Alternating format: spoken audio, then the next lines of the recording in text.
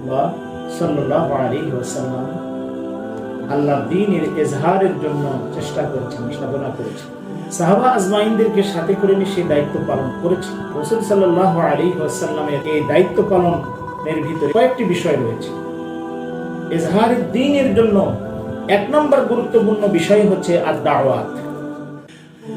তাহলে দাওয়াত নবী করিম সাল্লাল্লাহু আলাইহি ওয়াসাল্লামের দ্বীনের বিজয়ের অন্যতম একটি কাজ। দ্বীন বিজয়ের দায়িত্ব পালনের জন্য অন্যতম একটি কাজ হচ্ছে দাওয়াতি কাজ। আল্লাহ সুবহানাহু ওয়া তাআলা সূরা আন-নাহলের ভিতরে ইরশাদ করেছেন, উদউ ইলা সাবিলি রাব্বিকা বিল হিকমাতি ওয়াল মাউইযাতিল হাসানা। আল্লাহ তাআলা কি বললেন? উদউ ইলা সাবিলি রাব্বিকা, হে নবী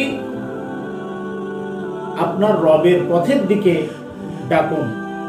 বিল হিকমাতি, জ্ঞান, যুক্তি এবং হিকমতের দ্বারা। বিল হিকমাতে অর্থাৎ জ্ঞান এবং যুক্তির দ্বারা।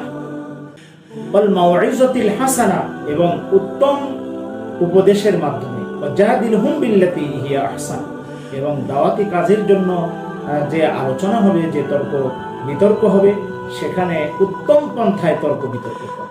আল্লাহ রাব্বুল আলামিন অন্যত্র সূরা হামিম আস-সাজদা সেখানে নির্দেশ করেছেন, ওমান আহসানু কাওলাম মিম্মান দাআ ইলাল্লাহ ওয়া আমিলা সালিহান ওয়া ক্বালা ইন্নানী মিনাল মুসলিমিন। ওমান আহসানু কাওলাম মিম্মান দাআ ইলাল্লাহ, তো হচ্ছে যে সেই ব্যক্তির কথার চাইতে আর কার কথা উত্তম হতে পারে?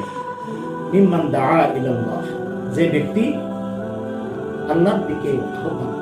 আল্লাহর দিকে আহ্বান করার অর্থ কি? অর্থাৎ আল্লাহর ইবাদতের দিকে আহ্বান করা, আল্লাহর গোলাম হওয়ার জন্য আহ্বান করা।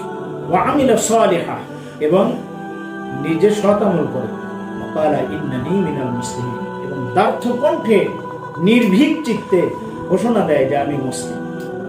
প্রিয় ভাইরা, সত্যিকার অর্থে একটি গুরুত্বপূর্ণ বিষয় দৃষ্টি আকর্ষণ করতে চাই আপনাদেরকে, যে আমরা মাঠে ময়দানে অনেকেই দ্বীনের কথা বলি, দ্বীনের দাওয়াত দেই, কিন্তু আমি যে একজন মুসলিম, আমি যে আল্লাহর জমিনে আল্লাহর দ্বীন প্রতিষ্ঠার সংগ্রামে অবতীর্ণ, আমি যে আল্লাহর জমিনে আল্লাহর দ্বীনের ইকামাত চাই, দ্বীনের ইজহার চাই, এই কথা আমি সুস্পষ্টভাবে নির্ভীকভাবে আমি ঘোষণা দিতে পারি। বিশেষত বিগত এই যে 15 বছর 16 বছর একটা প্রতিকূল পরিবেশ আমরা অতিক্রম করেছি। তাফসীরুল কোরআন মাহফিলের স্টেজে বসেও আমরা হক কথা, মসজিদের মেম্বারে বসেও আমরা হক কথা সঠিকভাবে আমরা বলতে পারি। আল্লাহর এই জমিনে আল্লাহর দ্বীন বিজয়ের জন্য রাসূলুল্লাহ সাল্লাল্লাহু আলাইহি ওয়াসাল্লামের এটি ছিল অন্যতম একটি দায়িত্ব।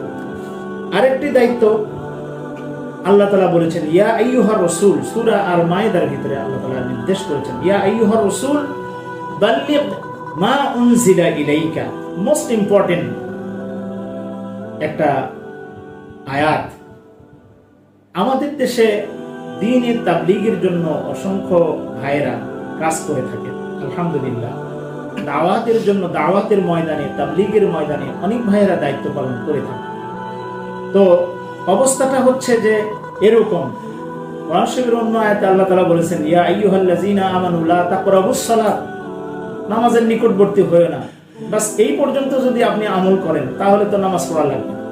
কিন্তু পরের অংশে আল্লাহ তাআলা কি বলেছেন? ওয়া আনতুম সুকারা, অর্থাৎ মদ্যপ অবস্থায়, মাতাল অবস্থায় তোমরা নামাজের নিকটবর্তী হয়ো। তো কোরআনুল কারীমের এই আয়াত, ইয়া আইয়ুহার রাসূল, হে রাসূল, বাল্লিগ, আপনি তাবলীগ করুন, এই কথাটা তাবলীগের উপরে আমরা দলিল নিতে পারি, আলহামদুলিল্লাহ, যে রাসূলুল্লাহ সাল্লাল্লাহু আলাইহি ওয়াসাল্লাম একজন মুবাল্লিগ ছিলেন, কিন্তু তিনি কিসের তাবলীগ করেছেন? এই আয়াতের ভিতরে আল্লাহ তাআলা বলেছেন, মা উনজিলা ইলাইকা, আপনার উপরে যা কিছু নাজিল করা হয়েছে তার তাবলীগ করুন। আপনার উপরে রাসূলুল্লাহ সাল্লাল্লাহু আলাইহি ওয়াসাল্লামের উপরে কি নাজিল করা হয়েছে? রাসূলুল্লাহ সাল্লাল্লাহু আলাইহি ওয়াসাল্লামের উপরে আল্লাহর কালাম নাজিল করা হয়েছে, আল কোরআন আল কারীম নাজিল করা হয়েছে।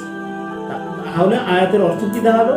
হে নবী, আপনার উপরে নাজিলকৃত আল কোরআনের তাবলীগ করুন। আজকে আমরা যদি আমাদের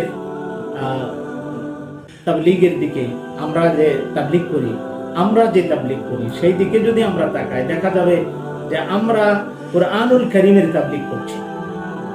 অন্যত্র আল্লাহ তাআলা সূরা আল আনকাবুতের ভিতরে বলেছেন, উতলুমা উহিয়া ইলাইকা মির রাব্বিক, আপনার রবের পক্ষ থেকে যা কিছু নাযিল করা হয়েছে সেগুলো তেলাওয়াত করুন। নবী করিম সাল্লাল্লাহু আলাইহি ওয়াসাল্লাম যদি নিজের মন গড়া কোনো দায়িত্ব পালন করতেন, নিজের মন মতো করে কোনো কাজ করতেন, আল্লাহ তাআলা সূরা আল হাক্কার ভিতরে ইরশাদ করেছেন, ওয়ালাউ তাকাব্বালা আলাইনা বা'দাল আকাওয়িল, আপনি যদি কিছু মানে কম বাড়া করতেন, ওয়ালাউ তাকাব্বালা আলাইনা বা'দাল আকাওয়িল লা আখাযনা মিনহু বিল ইয়ামিন, তাহলে আমি আল্লাহ তাআলা আপনার ডান হস্তকে ধরে ফেলতাম, ওয়াকাতা'না মিনহুল ওয়াতিন, এবং আপনার দেহ থেকে আপনার গর্দানকে বিচ্ছিন্ন করে ছিঁড়ে ফেলতাম। আল্লাহ সুবহানাহু ওয়া তাআলা নবী করিম সাল্লাল্লাহু আলাইহি ওয়াসাল্লামকে হুকুম দিয়েছেন। আমরা যারা তাবলীগের সাথে জড়িত আছি, তাবলীগের দায়িত্ব পালন করি, আমরা কি কুরআনুল কারীমের দাওয়াত দেই? কুরআনুল কারীম অধ্যয়ন করা, অনুশীলন করা, সেই আলোকে চরিত্র গঠন করা, সেটার কি দাওয়াত দেই? নাকি নিজের মন মতো করে একটা কিছু বানিয়ে সেই দিকে আমরা মানুষকে দাওয়াত দিই? বিষয়টা বিবেচনার জন্য আপনাদেরকে অনুরোধ জানাচ্ছি। প্রিয় ভাইরা, এরপরে রাসূল করিম সাল্লাল্লাহু আলাইহি ওয়াসাল্লামের দায়িত্ব কি ছিল? সূরা আল জুমার ভিতরে, সূরা বাকারার ভিতরে এবং সূরা আল ইমরানের ভিতরে একই আয়াত একটু ভিন্ন শব্দে আল্লাহ তাআলা বলেছেন। কি সেটা? ওয়াল্লাযী বা'আসা ফিল উম্মিয়িনা রাসূলাম মিনহুম ইয়াতলু আলাইহিম আয়াতিহি ওয়া ইউযাক্কিহিম ওয়া ইউআল্লিমুহুমুল কিতাবা ওয়াল হিকমা। চারটি বিষয় এখানে রয়েছে। তাহলে এই চারটি বিষয় নবীর ইজহার দ্বীনের জন্য প্রয়োজন। এক নম্বর কি? যে ইয়াতলু আলাইহিম আয়াতিহি, ইয়াতলু আলাইহিম আয়াতিহি, তিনি অর্থাৎ নবী তাদের সামনে, তার জাতির সামনে আল্লাহ সুবহানাহু ওয়া তাআলার আয়াত মানে কুরআন আল কারীমের আয়াতগুলো তেলাওয়াত করেছেন। তেলাওয়াত করা মানে বুঝে বুঝে তেলাওয়াত করেছেন, বুঝিয়ে দিয়েছেন। ইয়াতলু আলাইহিম আয়াতিহি। দ্বিতীয় নম্বর হচ্ছে ওয়াইযাক্কিহিম, তাদেরকে পরিশুদ্ধ করেছেন, তাদের চরিত্রকে পরিশুদ্ধ করেছেন, তাদের আমলকে পরিশুদ্ধ করেছেন, তাদের আচরণকে পরিশুদ্ধ করেছেন। কুরআনুল কারীমের ভিতরে যত জায়গায় ঈমানের কথা বলা হয়েছে, তারপরেই আমলে সালেহের কথা বলেছে, ইসলাহুল আমালের কথা বলা হয়েছে, তার মানে আমল সংশোধনের কথা বলা হয়েছে। ঈমান আনার পরে একজন মানুষের জিন্দেগি পূর্বের আমল যদি জারি থাকে তাহলে সেটা তো ঈমান। তো নবী করিম সাল্লাল্লাহু আলাইহি ওয়াসাল্লাম দায়িত্ব পালন করেছেন তাজকিয়াতুন নাফসের, অর্থাৎ তাজকিয়াতুল আখলাক, মানুষের চরিত্র পরিশুদ্ধ করার দায়িত্ব পালন করেছেন।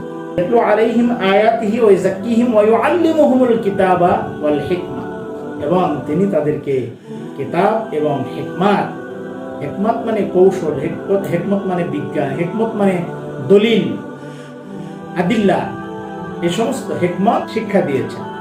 তো প্রিয় ভাইয়েরা আমার, এই ছিল বিশ্বনবী মুহাম্মদুর রাসূলুল্লাহ সাল্লাল্লাহু আলাইহি ওয়াসাল্লামের দায়িত্ব। মানে আমরা এই সংক্ষিপ্ত আলোচনা থেকে এতটুকু বুঝে নিলাম যে নবী করিম সাল্লাল্লাহু আলাইহি ওয়াসাল্লামের মূল দায়িত্ব ছিল ইজহারুদ্দীন, এবং সেই দিন বাস্তবায়নের জন্য নবী করিম সাল্লাল্লাহু আলাইহি ওয়াসাল্লাম আরো যে সমস্ত দায়িত্ব পালন করেছেন তার ভিতরে এক নম্বর হচ্ছে দাওয়াতের কাজ করেছেন, তাবলীগের কাজ করেছেন।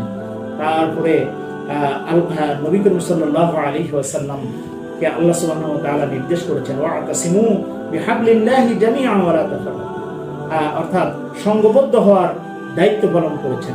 আল্লাহ রাব্বুল আলামিন নির্দেশ করেছেন ইয়া আইয়ুহান নাবিয়্যু জাহিদিল কুফার ওয়াল মুশরিকিন, যে কাফির মুশরিকদের সাথে যুদ্ধ করার জন্য, জিহাদ করার জন্য নির্দেশ করেছেন। সেটি নবী করিম সাল্লাল্লাহু আলাইহি ওয়াসাল্লাম দায়িত্ব পালন করেছেন। প্রিয় ভাইয়েরা আমার, সুতরাং আজকে এই আলোচনার শেষ পর্যায়ে এসে আমরা বলতে পারি যে নবী করিম সাল্লাল্লাহু আলাইহি ওয়াসাল্লাম এমন একজন নেতা, এমন একজন নবী ছিলেন যে যিনি জীবনের প্রত্যেকটা ক্ষেত্রে দায়িত্ব পালন করেছেন।